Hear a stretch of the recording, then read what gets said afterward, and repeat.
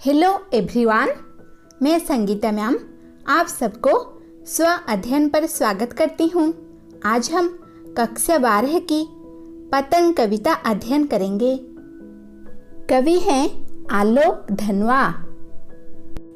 कवि ने बाल क्रियाकलापों तथा प्रकृति में आए परिवर्तन को अभिव्यक्त करने के लिए अनेक सुंदर बिंबों का समायोजन किया है।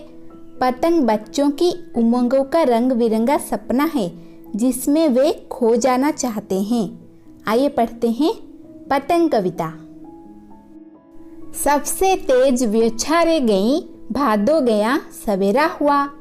खरगोश की आंखों जैसा लाल सवेरा, शरद आया पुलों को पार करते हुए। अपनी नई चमकीली साइकिल तेज चलाते हुए, घंटी बजाते हुए, जोर जोर से चमकीली इशारों से बुलाते हुए पतंग उड़ाने वाले बच्चों के झुंड को। इन पंक्तियों में कवि कहते हैं कि सावन और भादों का महीना बीत गया, उसी के साथ ही तेज बारिश का मौसम भी बीत गया।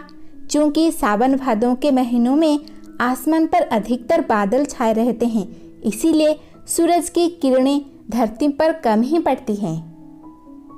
यानी सूरज भी बादलों के पीछे छिपकर हमसे लुक्का छुपी का खेल खेलते हैं। लेकिन जैसे ही शरद ऋतु आती है तो आसमान एकदम साफ, स्वच्छ व निर्मल हो जाता है और सूरज की किरणें सीधे धरती पर पड़ती है।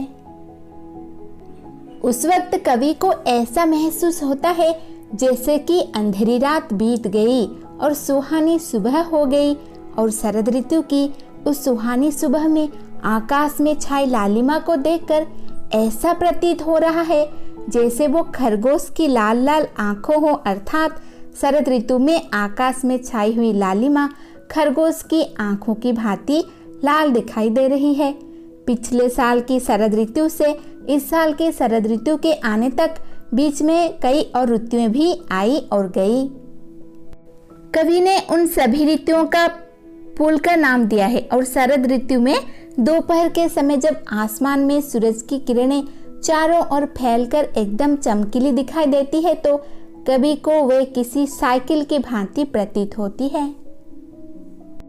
इसीलिए कवि कहते हैं कि शरद ऋतु किसी छोटे बच्चे की तरह कई सारे पुलों को पार करते हुए, अपनी चमकीली साइकिल को तेज चलाते हुए, साइकिल की घंटी को जोर जोर बजाते हुए पतंग उड़ाने वाले बच्चों के झुंड को अपने चमकील इशारों से बुला रहा है।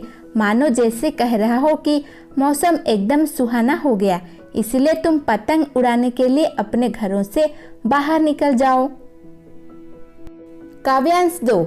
चमकीले इशारों से बुलाते हुए और आकाश को इतना मुलायम बताते हुए कि पतंग ऊपर उठ सके, दुनिया की सबसे हल्की और रंगीन चीज उड़ सके, दुनिया का सबसे पतला कागज उड़ सके, बांस की सबसे पतली कमानी उड़ सके कि शुरू हो सके सीटियों, किलकारियों और तितलियों की इतनी नाजुक दुनिया। इन पंक्तियों में कभी शरद ऋतु में आकाश एकदम साफ है, स्वच्छ और मौसम सुहाना है ऐसा कहते हैं। और हल्की हल्की सर्दी पड़ने लगती है इस ऋतु में। आसमान में चमकते सूरज को भी सीधे देखा जा सकता है। ऐसा निर्मल आकाश कवि को मुलायम प्रतीत होता है।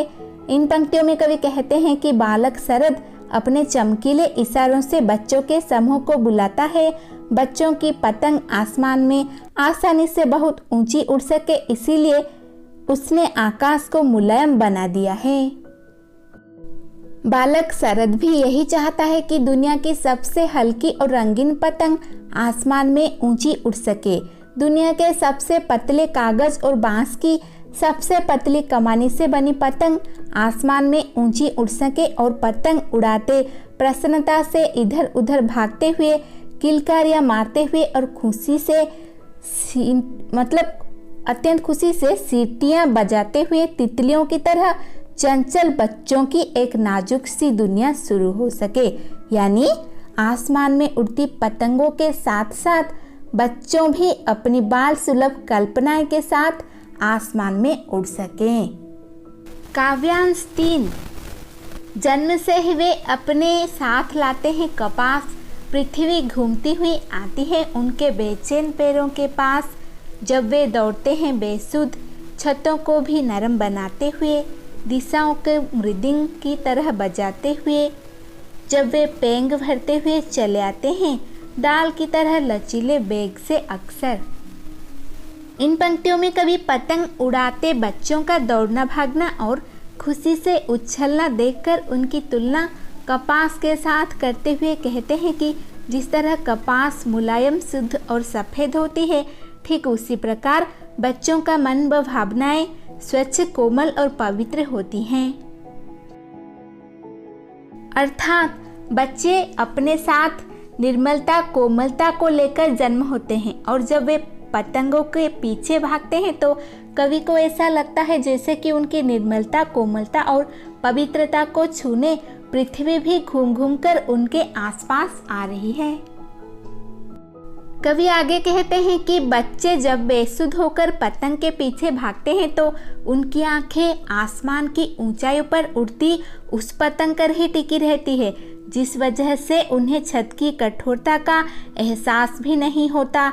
यानी उस वक्त वो कठोर छत को भी नरम ही महसूस करते हैं और उनके तेज दौड़ने भागने से उनके पैरों के द्वारा होने वाली आवाज़ ऐसी प्रतीत होती है जैसे कि सभी दिशाओं में मृदंग बज रहा हो। कवि ने बच्चों के दौड़ने भागने की तुलना झूला झूलने से की है। जैसे झूला झूलते समय एक बार झूला बहुत ऊंचा चला जाता है, फिर तेजी से अपनी पहले वाली स्थिति में आ जाता है, ठीक उसी प्रकार बच्चे एक जगह से दौड़ लगाकर फिर दूसरी जगह पहुंच जाते हैं, फिर थोड़ी देर बाद दौड़ते हुए पहली वाली जगह पर भी वापस आ जाते हैं। दौड़ते भागते इन बच्चों को किसी पेड़ की डाल की तरह इनका लचीला शरीर ही सुरक्षित रखता है। जैसे पेड़ की डाल को जोर से खींचने के बाद जब छोड़ते हैं तो वह अपने लचीलेपन के कारण बिना किसी नुकसान के पुनः अपनी पहली वाली अवस्था में आ जाती है। यह पृथ्वी का मानवीकरण किया गया है। काव्यांश 4 छतों के खतरनाक किनारों तक उस समय गिरने से बचाता है उन्हें सिर्फ उनके ही रोमांचित शरीर का संगीत। पतंगों की धड़कती ऊंचाइयां उन्हें थाम लेती है महज एक धागे के सहारे। पतंगों के साथ साथ वे भी उड़ रहे हैं अपने रंध्रों के सहारे। इन पंक्तियों में कवि कहते हैं कि बच्चे पतंग के पीछे दौड़ते भागते छतों के खतरनाक किनारे तक पहुंच जाते हैं, लेकिन पतंग उड़ाते समय उनके रोमांचित मन के अंदर की खुशी व उनके शरीर का लचीलापन उनके छतों से नीचे गिरने से बचाता है। धड़कन बढ़ा देने वाली ऊंचाइयों पर उड़ती हुई पतंगों की डोर बच्चों के हाथों में होती है और बच्चे महज एक धागे के सहारे उस पतंग को संतुलित कर लेते हैं और अपने आप को भी उसी डोर के सहारे गिरने से बचा लेते हैं। पतंग उड़ाते इन बच्चों को देखकर ऐसा लगता है जैसे पतंग के साथ साथ वो भी अपनी कल्पनाओं, भावना व खुशी के सहारे उड़ रहे हैं। काव्यांश 5 अगर वे कभी गिरते हैं छतों के खतरनाक किनारों से और बच जाते हैं तब तो और भी निडर होकर सुनहले सूरज के सामने आते हैं। पृथ्वी और भी तेज घूमती हुई आती है उनके बेचैन पैरों के पास।